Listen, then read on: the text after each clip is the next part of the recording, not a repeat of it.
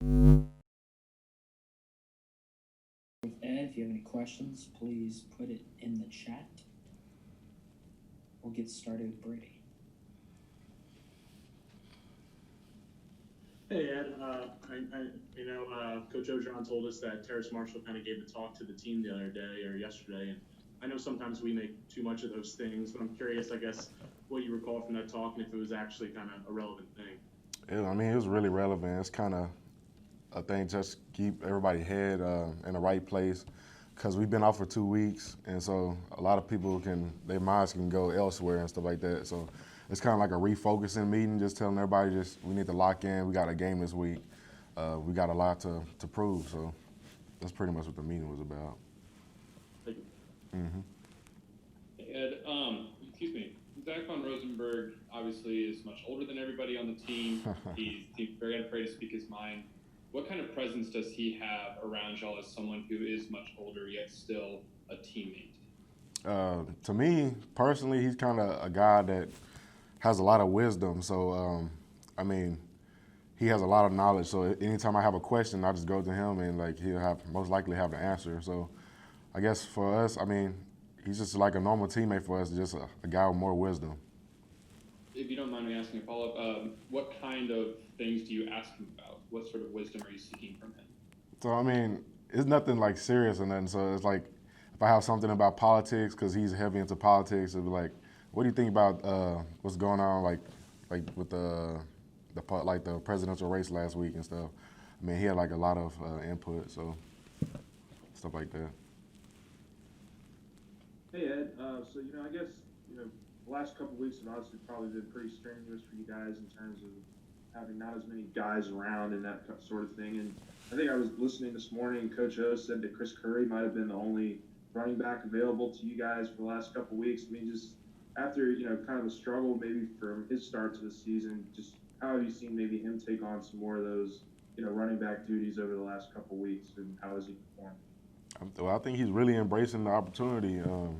He's been improving each and every week. So I tell him all the time, you have the potential to be a really dominant back. He reminds me a lot of Marshawn Lynch, and so I call him young beast mode, like baby beast mode, because I see a lot of that in him. And so, I mean, he has the potential to be a great running back. Hey, this is Josh Sibley with Louisiana Gridiron Football. Coach O mentioned earlier this week that this game will be won in the trenches. And he also said that Zach completed passes this week with the second team offense.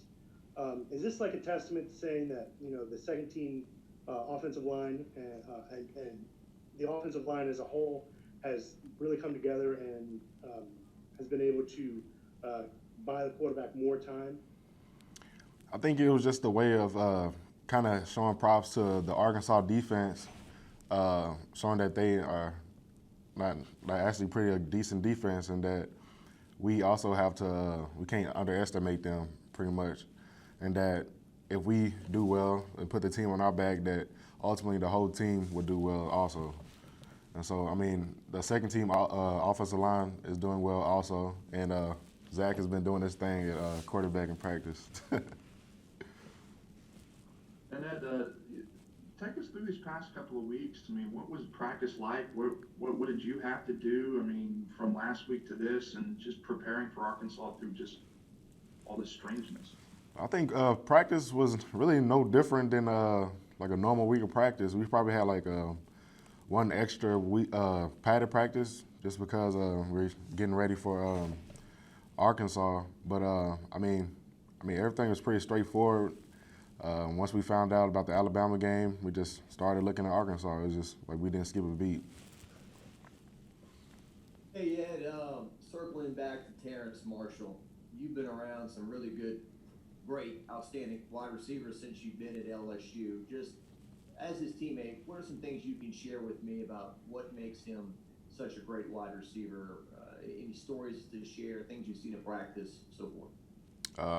I mean, just like y'all know about the meeting he gave. I mean, he's not afraid to step up and be a leader and just speak his mind, just so the whole team can get like a competitive edge.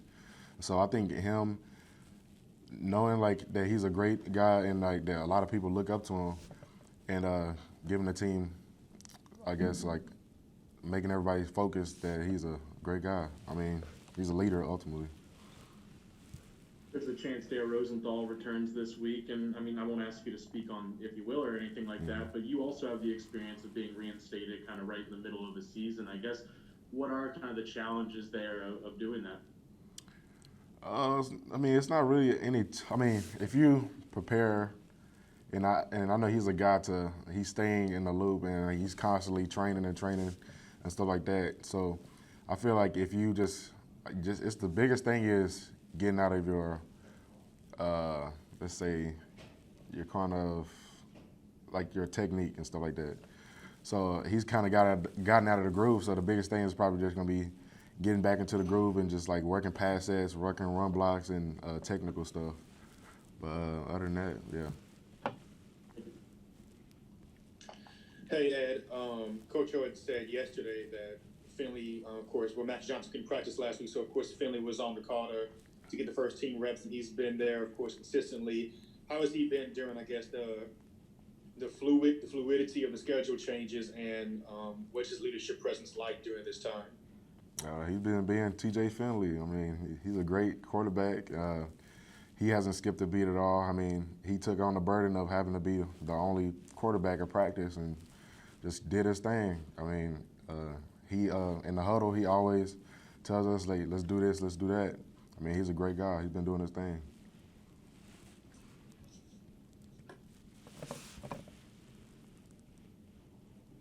Hey, Ed, I'm also just kind of curious, following up on Brooks's question. I mean, did you notice any differences in practices the last couple weeks and just like team unity or just kind of coming together with so many other guys out? I mean, just what was, I guess, the focus and just the last couple weeks of practice like, and if there were any differences that you noticed? I mean, the only difference that I noticed is that it was probably like way fewer people on the field, but I think we didn't really skip a beat. I mean, we just all had to focus on that. Even though we had less guys at practice, that we still have like a task at hand. And so, I mean, I think all our guys handled it well. We'll go to Brooks for the last question. Yeah, Coach Ogeron told us that some defensive linemen came over and learned how to snap for the first time. Anybody come over that looked any good on the offensive line?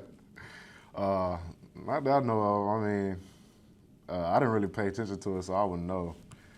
I can't even speak on that because myself, I probably wouldn't be able to snap any good either anyway.